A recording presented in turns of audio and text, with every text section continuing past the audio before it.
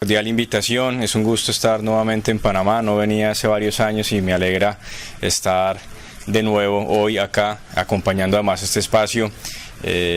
Felicitar no solamente pues estas instalaciones tan maravillosas que tienen, sino además el esfuerzo de estar buscando sistemáticamente la formación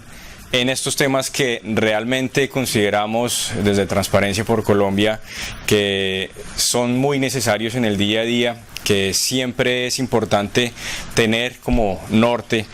sobre todo cuando hablamos de administración pública, y consideramos que al final en el tema más amplio en el cual trabajamos nosotros, que es el de lucha contra la corrupción, el punto fundamental sin duda de arranque y la base tiene que ver con los temas de probidad y de transparencia. Muy brevemente quiero entonces compartirles el contenido de la intervención que les realizaré en el día de hoy, por supuesto con la intención además de no extenderme demasiado y ojalá poder generar alguna dinámica más de participación, de preguntas, no voy a decir de respuestas porque las respuestas no siempre son completamente exactas, no estamos hablando de una ciencia exacta, pero sí estamos hablando de algo que desde el punto de vista de las ciencias sociales humanas es completamente importante y por eso la importancia nuevamente del diálogo. Entonces, muy rápidamente quiero compartirles pues la organización de la cual hago parte, qué hacemos, quiénes somos. Quiero compartirles muy rápidamente cómo estamos viendo nosotros el tema de corrupción, tanto en Transparencia por Colombia, pero más ampliamente en Transparencia Internacional. En tercer lugar, hablar sobre la situación actual de la región, las posibles causas de las problemáticas que estamos afrontando y que retan todos los principios de probidad y transparencia en la administración pública. Todo esto para enfocarme sobre todo en el cuarto punto de cómo estamos viendo nosotros en este momento los principales riesgos precisamente a la administración pública y las luces que esto nos podría dar para hablar de una agenda hacia adelante. Quiero referirme también a unos temas que suena raro plantear en una conferencia sobre administración pública, pero que desde nuestra experiencia son fundamentales. Tiene que ver con el financiamiento de la política y con el rol del sector privado y cómo esto influye también en el desempeño de una administración mucho más proba y transparente. Y al final, por supuesto, para terminar, algunas sugerencias, ideas de posibles rutas de acción. Arranco entonces compartiéndoles muy rápidamente información sobre nuestra organización. Transparencia por Colombia es una entidad de la sociedad civil que nació en el año 1998, formada por un grupo de ciudadanos, por un grupo de empresarios y que siempre ha tenido una vocación de trabajo, de cooperación, de articulación con la institucionalidad pública. Desde el año 98 también somos el capítulo de Transparencia Internacional y como parte de ese movimiento global buscamos un país libre de corrupción, donde no se toleren los actos de corrupción y donde la ciudadanía, el sector privado, de manera activa los sancionen y se comprometan a combatirla al tiempo que el sector público actúe decidida, integral y efectivamente en prevenirla y sancionarla. Desde el inicio de nuestra organización, como lo decía, una de nuestras prioridades ha sido el fortalecimiento de la institucionalidad pública. Y esto entendiendo que necesitamos en los sistemas democráticos unas instituciones que funcionen y entendiendo que la corrupción es uno de los principales obstáculos para que eso no sea posible. Y en ese sentido, como lo decía antes, lo que hemos buscado es identificar, en primer lugar, los riesgos que amenazan la probidad, la transparencia en la administración pública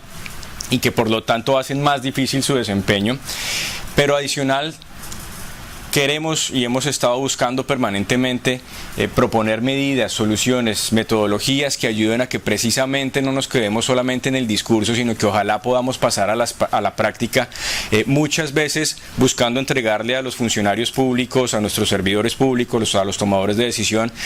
herramientas concretas, herramientas prácticas que ayuden a pasar este tema de nuevo del discurso a la acción. Y en ese sentido, lo ven ustedes allá a la izquierda, en este momento una de nuestras prioridades autoridades es buscar entidades estatales que luchen contra la corrupción mediante la implementación de medidas y políticas efectivas de detección y prevención. Hago el énfasis en estas últimas dos palabras, el tema de detección y prevención, en la medida en que nosotros, por supuesto, consideramos que la sanción como tal es supremamente importante, pero nada hacemos dejando todo en manos de únicamente la sanción, si no logramos tener unos mecanismos efectivos de prevención y de nuevo de poder detectar situaciones que estén poniendo en riesgo la administración pública. Quiero referirme entonces en segundo lugar muy brevemente a cómo entendemos el tema de corrupción en Transparencia por Colombia y de manera más amplia en Transparencia Internacional. Y les voy a compartir varias diapositivas alrededor de esto porque me parece muy importante para poder llegar luego a hablar de los riesgos en materia de corrupción y de nuevo que amenazan la probidad y la transparencia en la administración pública. Y de esta manera pues poder comprender un poco más de lo que les voy a hablar más adelante. Nosotros siempre hemos buscado una forma de dar a entender cuál es la problemática alrededor de la corrupción, sobre todo en la institucionalidad pública. Y muchas veces se nos pregunta por la definición de corrupción. Yo siempre he pensado que es muy difícil llegar a una definición específica, una definición además acordada entre la academia, en general los que estamos en estos temas, y entonces trato de ser muy pragmático en las definiciones que comparto, y en ese sentido tampoco pues pretendo venir a decir que esta es una aproximación absoluta, y más bien lo que les voy a compartir también en un momento son las distintas miradas que hay sobre el tema.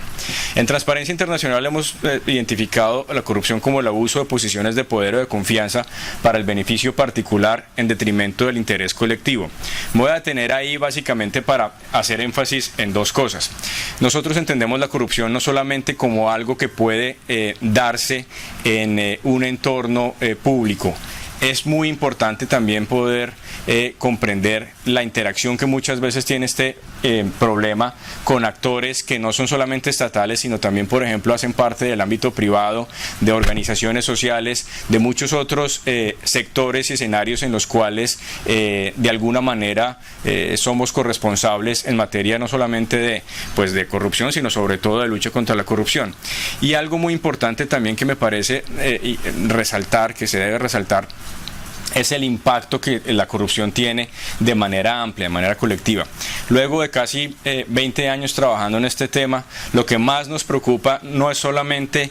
aquellos riesgos que pueden generar una dificultad a la administración pública, al Estado, sino sobre todo los que a su vez están generando unos impactos y unos daños más colectivos. En Colombia, lastimosamente, y bueno, a lo largo de América Latina hemos visto cómo situaciones de corrupción han puesto en cuestión muchas veces la prestación de servicios básicos, la salud, la educación, en muchos casos la infraestructura, pues que ha sido un tema tan sonado en la región durante los últimos 2 años, 3 años. Y en ese sentido nos preocupa mucho el impacto que se está generando alrededor de la mala utilización de las decisiones públicas y de los recursos públicos. Y esto me lleva entonces a la parte de abajo de la diapositiva que ustedes ven ahí. Es muy importante poder tener una noción suficientemente amplia de qué significa ese abuso de poder o de confianza, ese abuso de, además, que es de un poder, una confianza delegada, porque muchas veces podemos hablar de los delitos formalmente tipificados, aquellos que están en el ámbito disciplinario, fiscal, penal, que por supuesto son los que nos terminan de dar de alguna manera las herramientas propiamente dichas para poder entrar en procesos de nuevo de detección y de investigación y de sanción. Sin embargo, desde una lectura un poco más amplia de esta situación como un fenómeno social, es muy importante recordar esa expresión de esa corrupción gris, es decir, no todo lo que está necesariamente tipificado en la ley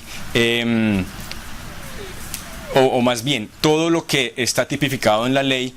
también sucede en unos entornos en los cuales esos delitos se están favoreciendo.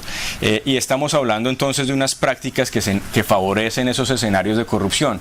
y que no necesariamente de nuevo están consagrados o tipificados en la normatividad. Y a eso, segundo, nos parece muy importante ponerle mucha atención, es decir, un delito desde el punto de vista penal o una falta disciplinaria o un aspecto, digamos, que amerita una investigación fiscal,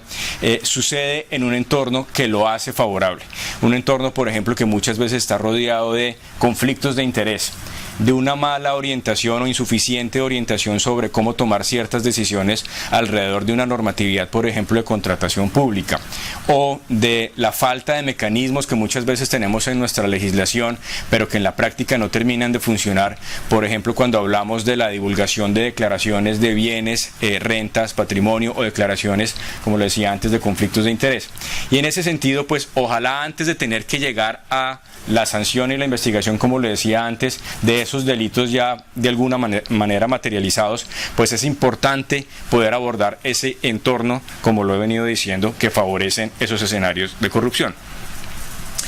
Y esto ha sido abordado desde distintas escuelas de pensamiento. Yo me tomé el atrevimiento de ponerle unos nombres, no los vayan a tomar de manera exacta porque es más fruto de mi propio análisis, pero siento que han habido varias aproximaciones que a lo largo de los últimos 20, 30 años nos están planteando posibles rutas de acción que ayuden de nuevo a fortalecer no solamente la institucionalidad pública, sino la toma de decisiones en general alrededor de aquello que nos afecta a todos. Han habido escuelas que plantean la importancia del fortalecimiento de la institucionalidad pública y de la cual también en Transparencia Internacional nos alimentamos mucho y que buscan en esa medida poder generar un fortalecimiento no solamente al interior de cada una de las entidades que hacen parte del Estado, sino que además busca generar una rendición de cuentas, por decirlo de alguna manera, horizontal bajo el principio de la separación de poderes, ¿no? Uno de los problemas más evidentes cuando hablamos de corrupción tiene que ver con la concentración del poder, y en la medida en que podamos avanzar hacia la separación de ese poder y el control de nuevo entre los distintos poderes públicos, estamos en un escenario en el cual muy posiblemente podemos reducir los riesgos de corrupción y por lo tanto favorecer unos escenarios de probidad y transparencia en la administración pública. Pero luego también existen otras escuelas de pensamiento que han planteado no es suficiente el tema institucional, hay que poner una mirada también de alguna manera de actor racional, como se conoce en la dimensión económica, y tenemos que identificar cuáles son los incentivos, cuáles son las motivaciones para actuar, bien sea de manera corrupta o para de alguna manera poder desincentivar esos actos de corrupción. Y esto lo ha planteado mucho el profesor Klitgar alrededor de su famosa ecuación de la corrupción, ¿no? Y que plantea que la corrupción es igual a M de monopolio del poder menos D de discrecionalidad en la toma de decisiones, perdón, más D de discrecionalidad en la toma de decisiones menos la A de accountability o de rendición de cuentas. Cuando esos tres elementos están funcionando de manera activa, pues los escenarios de corrupción son muchísimo más altos, ¿no? Y eso implica, por lo tanto, que se mire de manera muy directa cómo abordar esos elementos de esa ecuación, y además de tener ese enfoque entonces institucional, miremos en la práctica racionalmente cómo estamos actuando los distintos actores. También existen escuelas muy importantes que buscan abordar el tema de transparencia y de ética de lo público desde el punto de vista de los sistemas que regulan una sociedad. Este es un trabajo desde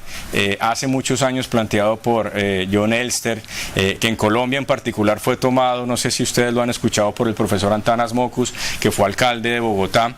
y que plantea que los escenarios de corrupción se generan sobre todo cuando existen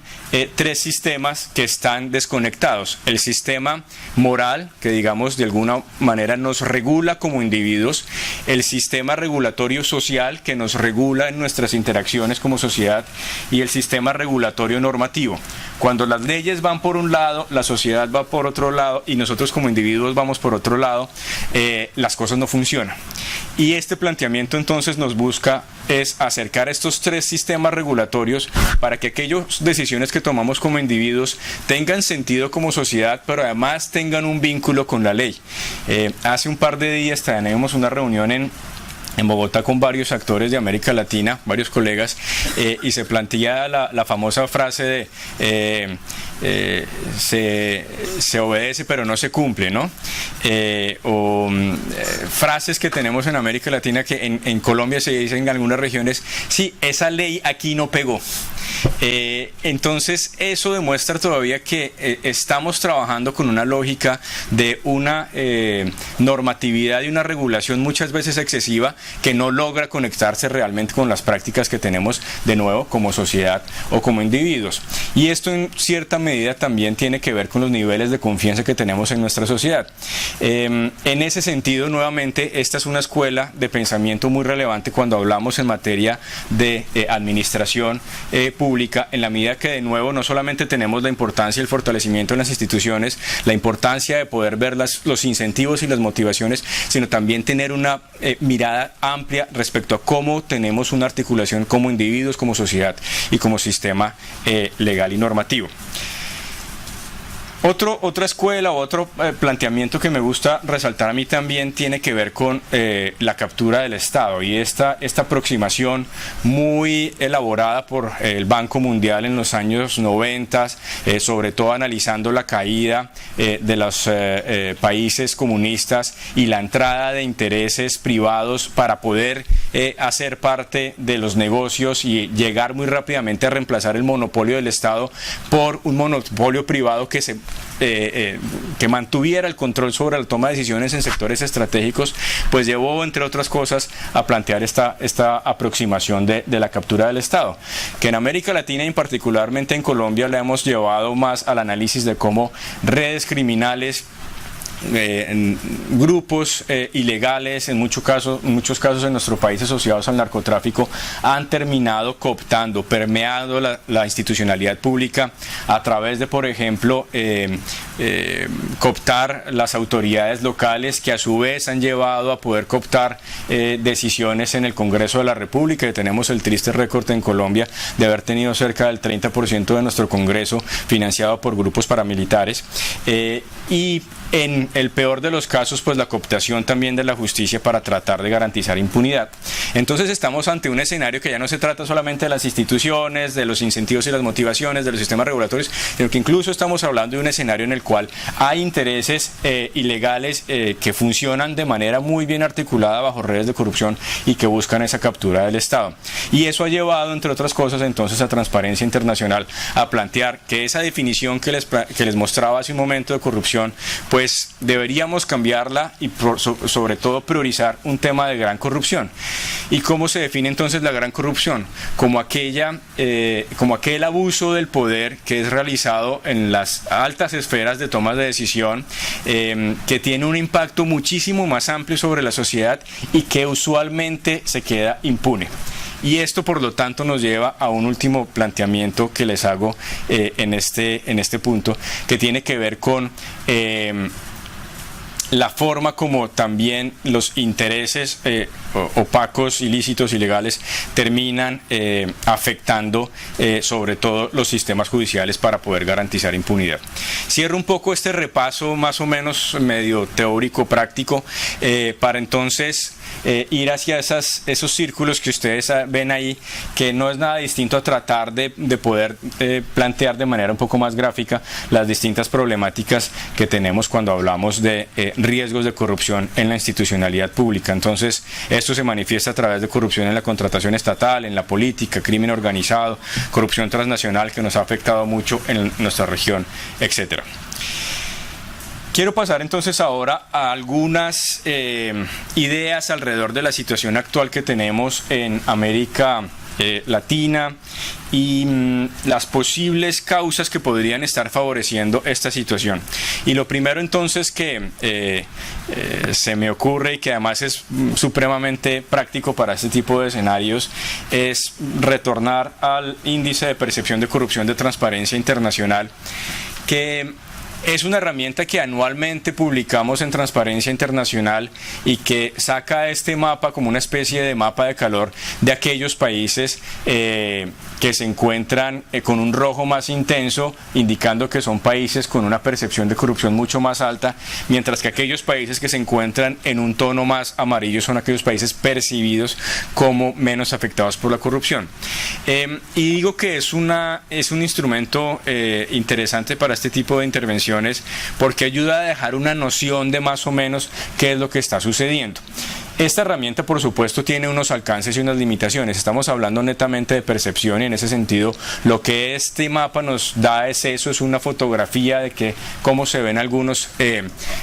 países en un momento específico del tiempo. En la región, si tomamos todo el hemisferio, tenemos una puntuación promedio de 44 sobre 100, siendo 100 un país donde la corrupción pues no tiene una afectación grave, y siendo 0 un país altamente percibido afectado en su institucionalidad pública, especialmente por causa de la corrupción. Y como ustedes ven, de México hacia abajo, muy probablemente pues compartimos unos rankings bastante todavía deficientes, y países como pues Panamá, Colombia, Perú, Brasil, nos encontramos en una escala de 37 sobre 100. Estamos relativamente cerca de otros países como Argentina, Bolivia, pero realmente lo que quiero resaltar con este gráfico es la importancia de no perder del radar la forma como la corrupción puede estar impactando de manera más amplia nuestros países. Por supuesto, siempre lo hemos dicho en Transparencia Internacional, Transparencia por Colombia, que esta es una herramienta que hay que complementar con otros indicadores. De nuevo, es una herramienta de percepción. Necesitamos, por supuesto, considerar otro tipo de elementos, y ya les voy a compartir algunos de ellos que hemos diseñado en nuestra organización. Para seguir hablando un poco de la situación de la región,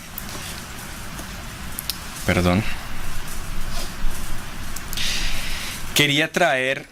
algunos datos de otro instrumento que tenemos en Transparencia Internacional que se llama el Barómetro Global de la Corrupción, que a diferencia del anterior, que es un instrumento de percepción, se construye a partir de una encuesta que se hace cada cierto tiempo a un número importante de ciudadanos en nuestros países. Y cuando miramos los resultados, los últimos resultados que tenemos disponibles, que son para el año 2016, encontramos varias cosas muy interesantes. En primer lugar, una opinión muy desfavorable de los ciudadanos respecto a los esfuerzos que hemos venido haciendo en la región en materia de lucha contra la corrupción, y en particular respecto a los esfuerzos que los gobiernos están haciendo para prevenir, detectar y sancionar este tipo de comportamientos. Ustedes ven ahí en primer lugar ese círculo y ese rojo que plantea que el 62% de los ciudadanos encuestados en este instrumento en el 2016 están manifestando que la corrupción sigue en aumento. El 53% plantean que el gobierno no está haciendo bien las cosas en esta materia, y solamente el 35% de los ciudadanos en América Latina está considerando que las cosas están siendo bien abordadas por parte del gobierno en materia de lucha contra la corrupción. Cuando indagamos sobre el grado de corrupción que hay en distintas instituciones y grupos de la sociedad, ustedes ven esta gráfica en la cual en la parte de arriba está la policía, 47%, representantes electos, sobre todo congresos o parlamentos, 47%, gobiernos locales, 45%, y de ahí para abajo siguen viendo unos porcentajes bastante alarmantes respecto a varias instituciones o instancias estatales, pues que son muy importantes para el funcionamiento de nuestra democracia. Cuando tratamos de indagar entonces sobre cómo la corrupción está afectando directamente a la ciudadanía, estos son los datos que obtenemos cuando indagamos sobre el pago que se ha hecho para acceder a algún tipo de servicio público. El 20% de los ciudadanos en América Latina están planteando que se están están pagando por acceso a servicios de salud en hospitales públicos, a educación, escuelas públicas, para obtener documentos de identidad, para también tener trámites ante la policía, servicios públicos o tribunales o instancias de justicia. Vemos además que en América Latina, si bien el 60% de las personas que respondieron a esta encuesta dicen que es socialmente aceptable denunciar un caso de corrupción, el 28% de los denunciantes expresó represalias o consecuencias negativas por el hecho de denunciar un acto de corrupción. Y cuando le preguntamos a la gente si las personas pueden hacer una diferencia en la lucha contra la corrupción, el 70% en promedio en América Latina está de acuerdo en que cada ciudadano puede marcar una diferencia. ¿Qué nos dice esto muy rápidamente? Que seguimos teniendo un rezago en la implementación efectiva de muchas de las políticas que estamos poniendo en marcha, bien sea convenciones internacionales, normatividad a nivel nacional, mecanismos, manuales, procedimientos. No estamos como ciudadanos viendo unos resultados suficientemente contundentes, pero al mismo tiempo le estamos dando un lugar muy importante a esta problemática, e incluso la ciudadanía está diciendo: estoy dispuesta a ser parte de este cambio. Y esto en particular es muy importante para países como Colombia, donde hace 3 semanas tuvimos una consulta popular anticorrupción en la cual cerca de 12 millones de personas, de un total de un censo electoral de 35 millones, salieron a votar para rechazar la corrupción y para pedirle a la dirigencia política avanzar en una serie de medidas que en este momento se están poniendo en marcha. Muy rápidamente, ¿cómo poder interpretar algunas de las causas alrededor de esta problemática? Por un lado, consideramos que en los últimos años se han visto en distintos casos en nuestros países, y bueno, de nuevo en particular en Colombia, una intromisión indebida entre poderes públicos que ha llevado, entre otras cosas, al desequilibrio de poderes. Y les planteaba hace un rato la importancia del principio fundamental de la separación de poderes como parte de los principios democráticos básicos, porque cuando esos poderes separados se empiezan a relacionar de una manera posiblemente indebida, el escenario para generar situaciones de corrupción y corrupción de alta dimensión, pues es mucho más propicio. Hay otro tema que nos preocupa mucho, como lo decía antes, la forma como se accede al poder. El financiamiento de campañas y de partidos políticos tiene mucho que ver con la forma como se gobierna. Si se logra una campaña, se logra acceder al poder a través de unos financiamientos y unos apoyos que son irregulares, muy seguramente la forma como se gobierna va a ser irregular. Vemos también unos altos riesgos en la contratación pública y en el empleo público, ya me voy a referir a esto, unos sistemas judiciales afectados, entre otras cosas también por situaciones de corrupción, por debilidad lastimosamente en sus propios principios de probidad, de transparencia, y que han llevado a unos niveles de impunidad importantes en materia de corrupción. Pero también tenemos otros elementos que no hacen parte solamente de la institucionalidad pública. Seguimos viendo que la corrupción en muchos casos hace parte de la forma de hacer las cosas en el día a día, ¿no? Cuando decimos como ciudadanos que por pagar por un trámite o por hacer una falta y no observar un procedimiento no le estamos haciendo daño a nadie, pues muy seguramente sí estamos alimentando las redes de corrupción que están afectando precisamente el desempeño adecuado de la administración pública. Cuando como ciudadanos también tenemos unos bajos niveles de sanción social, de rechazo a aquellos actos de corrupción, de alguna manera también estamos contribuyendo a que esta situación se pueda estar perpetuando. Y como le dije antes, todavía hay unas situaciones asociadas a la corrupción en el sector privado que es necesario abordar. ¿Cómo avanzar entonces? Lo que nosotros consideramos es que aquí no hay una varita mágica para resolver estos problemas,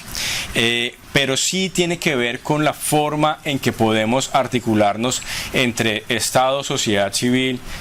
sector privado y los distintos ámbitos de nuestras sociedades. Vemos entonces la importancia del conjunto de normas y políticas. A nosotros en Transparencia por Colombia en este momento hay alrededor de 23 proyectos de ley en materia anticorrupción que se están poniendo a consideración del Congreso de la República, y de alguna manera mucha gente escéptica dice la ley no va a solucionar nada. Nosotros decimos posiblemente no va a ser una varita mágica, pero sí necesitamos normas y políticas y regulaciones suficientemente sólidas y que no dejen espacios para oportunidad a la corrupción. Esto tiene que ir asociado a un eje fundamental que tiene que ver con la capacidad institucional, sobre todo en la administración pública, y que de nuevo tiene que ver con el fortalecimiento de mecanismos de prevención, investigación y sanción, pero además de coordinación entre las distintas autoridades que tenemos establecidas en nuestros países, y sobre todo también tenemos una alerta sobre la importancia de poder avanzar en una demanda ciudadana mucho más robusta alrededor de los temas de transparencia, ética y probidad en la gestión de lo público. Y entonces paso al cuarto punto de la intervención. Voy a tratar de ser un poco ágil para no extenderme demasiado, pero esto es de alguna manera un poco el plato fuerte que les quería compartir, y es a la luz de todo el contexto, tanto conceptual, teórico, práctico, las encuestas, un poco los datos que hemos estado viendo. ¿Cómo poder entender entonces lo que amenaza desde una perspectiva también de la gestión pública esos valores de transparencia, de probidad, de ética en la administración pública? Y en Transparencia por Colombia llevamos 15 años trabajando bajo el concepto de riesgos de corrupción administrativa, que hacen referencia precisamente a la posibilidad de que ocurran hechos de corrupción en las entidades públicas a partir de la existencia de ciertas condiciones institucionales y ciertas prácticas de los actores gubernamentales asociados al proceso de gestión administrativa. Resalto de nuevo: condiciones institucionales y prácticas. Este es un tema que necesita ser abordado desde ambas orillas, de nuevo, para poder fortalecer las condiciones institucionales y para poder que esas normas, esos manuales se traduzcan en decisiones prácticas. Y entonces hemos identificado 3 ámbitos en los cuales es fundamental poder avanzar en la detección de riesgos de corrupción. En primer lugar, asociados con mecanismos de visibilidad, es decir, poder contrarrestar la opacidad en la gestión. En segundo lugar, ¿cómo hacemos para fortalecer la institucionalidad? Entendiendo la institucionalidad como aquellos procedimientos, mecanismos, parámetros que permiten que se reduzca el exceso de discrecionalidad por parte de las autoridades y que además se ayude a mejorar los procesos y procedimientos administrativos. Y un tercer ámbito que consideramos fundamental es el fortalecimiento de los mecanismos de control y sanción, de tal manera que se puedan abordar las debilidades de los controles a la gestión, tanto institucional como social, como el propio control que existe a nivel interno en las instituciones públicas. Bajo estos 3 elementos hemos diseñado una herramienta que hemos implementado durante varios años, que se llama el Índice de Transparencia de las Entidades Públicas. Y en la última edición que hicimos de este índice, que fue para el periodo 2015-2016, hicimos un análisis de 167 entidades públicas, de las cuales 75 eran del orden nacional. Pudimos analizar las 32 gobernaciones departamentales que tenemos en Colombia, 32 contralorías y 28 ciudades capitales. Ya también diseñamos un instrumento similar para la ciudad de Bogotá. Esto básicamente lo que nos arroja es una especie de ranking de entidades que nos plantea los niveles de riesgos de corrupción que están enfrentando estas instituciones, y los clasificamos también en una tabla, en un orden pues que ustedes no ven detalladamente ahí, pero que básicamente, como cualquier ranking, lo que hace es mostrar aquellas entidades que en este caso están en un nivel de riesgo más bajo, luego moderado, luego niveles medios, altos y niveles muy altos de riesgos de corrupción. Básicamente esto también nos permite encontrar distintos parámetros de cómo está funcionando la administración pública en materia de gestión de riesgos de corrupción a nivel territorial. Y nos ha planteado como resultados que en general nuestros municipios tienen una calificación de 56.8 sobre 100, siendo 100 un riesgo bajo de corrupción, siendo 0 el nivel completamente alto de riesgo de corrupción. Un poco más de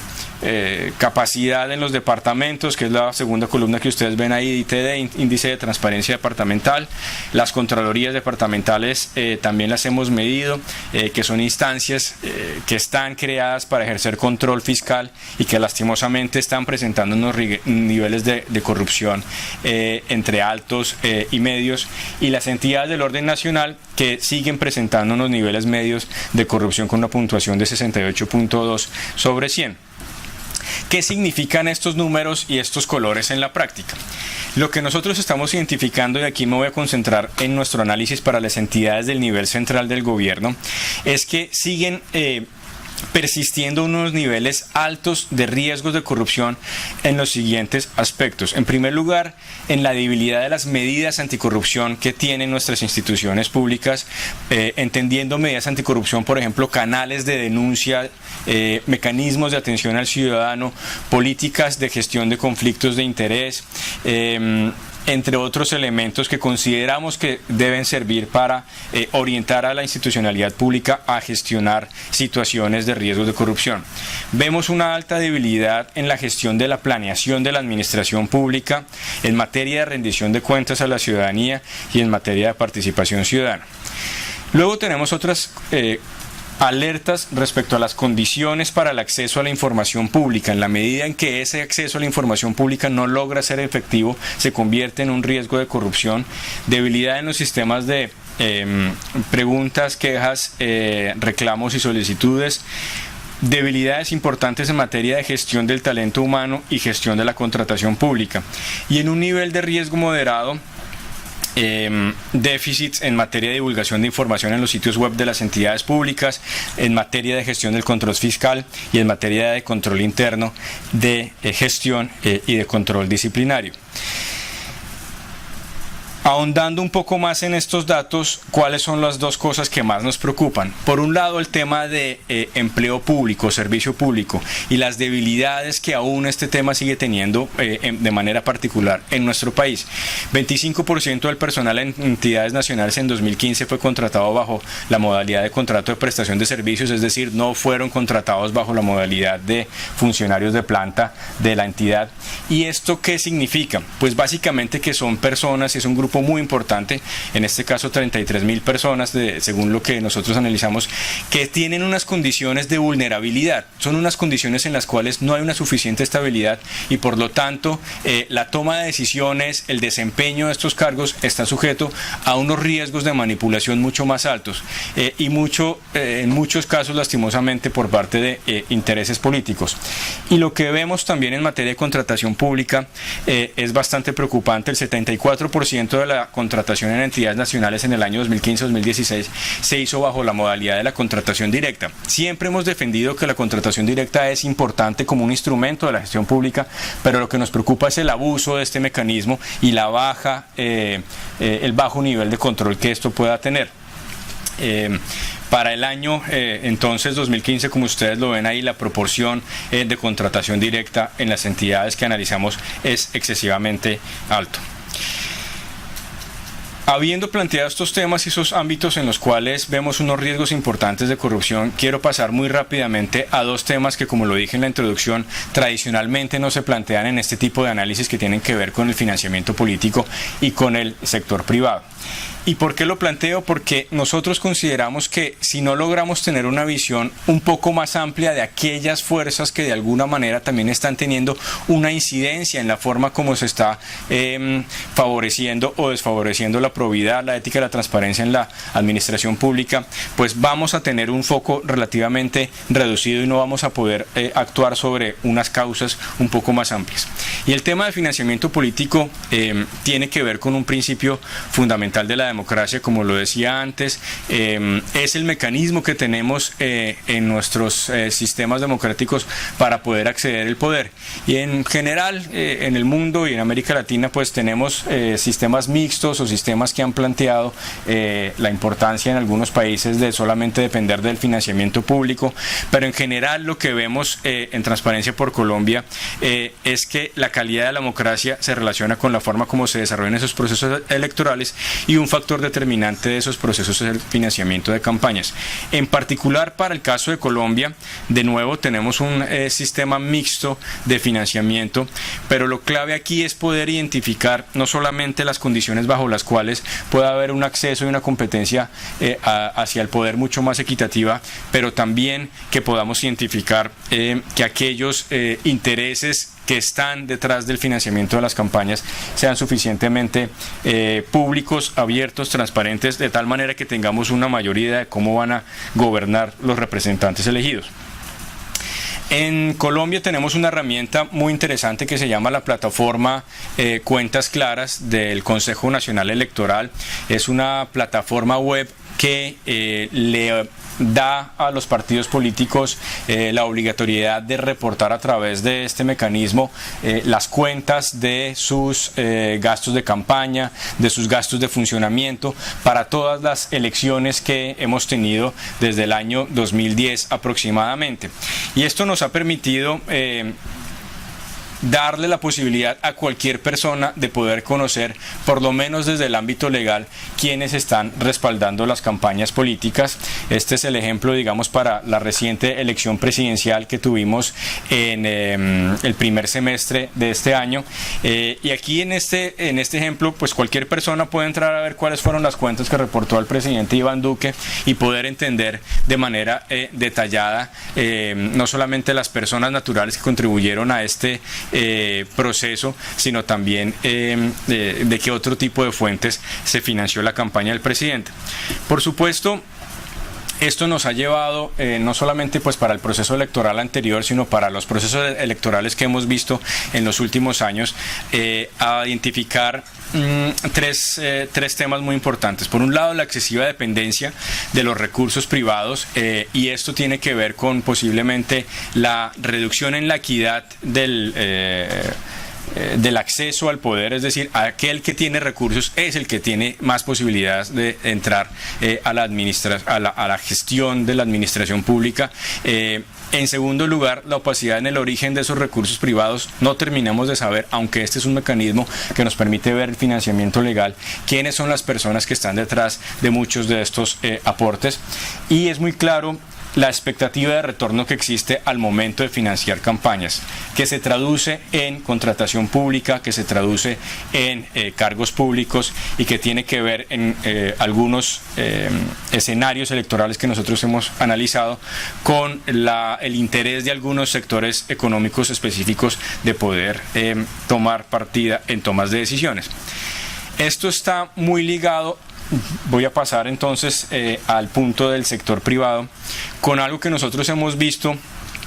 a lo largo de una encuesta que hemos hecho con la Universidad Externado de Colombia y que tiene que ver con las prácticas de soborno que se han identificado en el sector privado. Y una de ellas que pues se ve ahí en este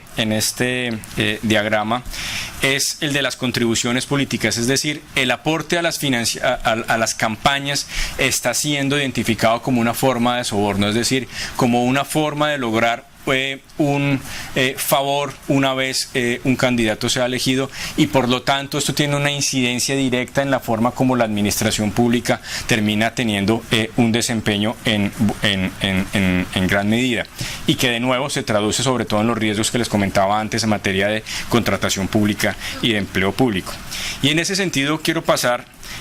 también a un planteamiento que desde nuestros colegas de Transparencia Internacional en Argentina nos han llamado mucho la atención, y es que cuando analizamos el financiamiento político nos preocupamos, por supuesto, por poder controlar el financiamiento público, por poder controlar el financiamiento privado. Nos hemos dedicado muchas veces a tratar de identificar el financiamiento privado ilegal, pero muchas veces hemos descuidado el análisis del financiamiento público ilegal, que tiene mucho que ver con el abuso de los bienes y servicios del Estado a favor del interés de ciertos partidos o ciertas campañas políticas. Si logramos enfocarnos un poco más aquí, muy probablemente podemos tener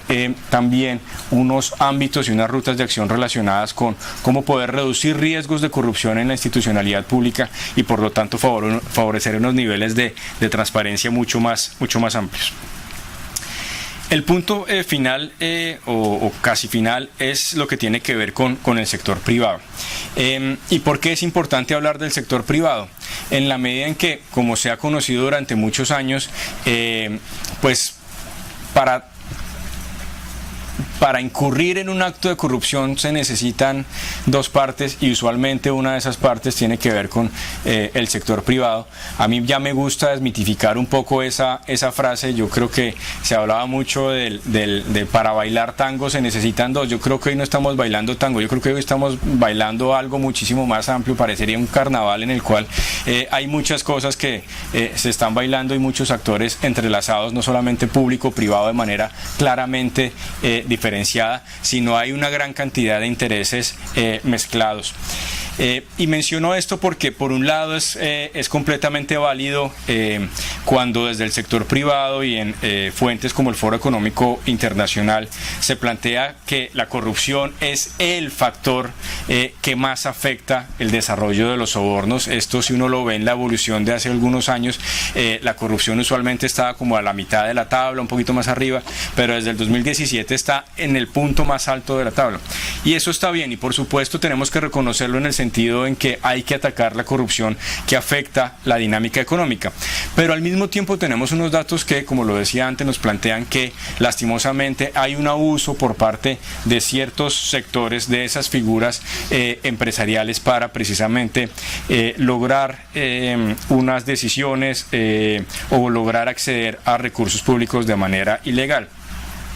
Estos son unos datos de la encuesta que les mencionaba hace un momento, que hemos hecho con la Universidad Externado de Colombia y Transparencia por Colombia, y lo que vemos durante varios años es que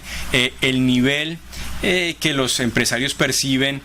respecto al ofrecimiento de sobornos en el entorno de negocios es supremamente alto. En la última edición que realizamos nosotros para el 2016, el 96% de los empresarios manifestaban esta situación. Y como ustedes lo ven ahí en la tendencia un poco más histórica, pues no es algo que sea no es algo nuevo. Desde el 2008 venimos con unos porcentajes de 91, 93, 94, 91, 96. Es decir, es un tema al cual tenemos que ponerle mucha atención. Tenemos unos esfuerzos importantes para proteger la administración pública y fortalecer los mecanismos de transparencia, de ética y probidad, pero tenemos que entrar en ese diálogo activo con el sector privado para ver cómo logramos que en esa dinámica patrón de ofrecimiento de sobornos no siga siendo la regla, como en muchos casos puede serlo en Colombia. Y algo que nos preocupa también tiene que ver con el retroceso significativo en los niveles de implementación de prácticas contra el soborno, en particular en las empresas colombianas. En el 2010, el 51% de las empresas de alguna manera nos manifestaban que estaban tomando algún tipo de implementación práctica para prevenir el soborno, mientras que en el 2016 este porcentaje bajó al 38%. Es decir, hay una labor aún más fuerte y también aún más importante que hacer cuando hablamos no solamente de la prevención del soborno de manera general, sino cuando hablamos de cómo fortalecer las prácticas dentro de las mismas empresas, que muchas veces son las que están interactuando con el Estado en materia de contratación, en materia de financiamiento de campañas, en materia de prestación de servicios públicos, entre muchos otros. Cierro entonces con algunas posibles rutas de acción. Y en la primera línea, o más bien en la línea de arriba, quería compartirles de nuevo, redondeando algunas ideas, elementos claves o elementos estratégicos que nosotros hemos visto para precisamente enfocarnos en materia de administración pública y, por supuesto, de transparencia, probidad y ética. En primer lugar, poder avanzar y no bajar la guardia sobre los esfuerzos de fortalecimiento institucional y específicamente en seguir protegiendo los ámbitos de empleo público, servicio público y contratación pública. Estas son las dos expresiones más importantes a través de la cual los intereses indebidos, los intereses ilegales están de alguna manera a la luz de los análisis que nosotros hemos hecho en Transparencia por Colombia, afectando las decisiones públicas en nuestro país. Un segundo tema que nos parece muy importante tiene que ver con los sistemas de control. Cómo fortalecemos aún más el control interno, el control que se hace desde distintas instancias estatales, pero además cómo seguimos abriendo y generando los mecanismos para favorecer un control, un seguimiento ciudadano, ojalá muy constructivo y propositivo. Y un tercer elemento al cual no me he referido a lo largo de la presentación, pero no quería dejar de mencionarlo, que tiene que ver con el liderazgo y la voluntad política. Es muy difícil poder avanzar en este tipo de cambios, reformas, medidas, si no se cuenta con un liderazgo y una voluntad política decidida. Pero además no solamente un liderazgo y una voluntad que tenga un periodo específico en el tiempo, sino que ojalá pueda mantener una continuidad. En un segundo nivel, les comparto unas ideas que tienen que ver con, de nuevo, aquello que puede estar afectando esa institucionalidad pública, pero que no depende 100% de la propia administración, ¿no? El rol de la ciudadanía, cómo los ciudadanos estamos votando, cómo estamos pidiendo cuentas a nuestras autoridades, cómo estamos haciendo uso o no de esa denuncia responsable, que lo veíamos en los datos del barómetro global, es relativamente importante para la ciudadanía. Los temas, ya lo acabo de mencionar, de transparencia y rendición de cuentas en el financiamiento político y todo lo que tiene que ver con la interacción con el sector empresarial. Y un último nivel, de alguna manera, de posibles rutas de acción que me parece importante considerar dentro de este menú amplio de elementos o de rutas de acción, tiene que ver con el sistema judicial, que muchas veces lo dejamos fuera de este análisis, que tiene que ver con la importancia de poder bajar, enfrentar, abordar esos niveles de impunidad que tenemos, sobre todo también en materia de lucha contra la corrupción. Y un tema que también por cuestiones de tiempo no me quise extender en el mismo, pero que tiene que ver con la cooperación entre autoridades nacionales para poder avanzar en materia de detección y sanción de casos de corrupción. Cierro con esto, perdón porque me emocioné y me extendí bastante, pero pues espero que haya sido útil. Les dejo algunas ideas, por supuesto, lo planteé desde el principio, muchas veces aquí no tenemos soluciones de ciencia exacta, pero sí soluciones que desde un punto de vista de convicción, de transparencia, de probidad en la administración pública podemos seguir avanzando. Muchas gracias.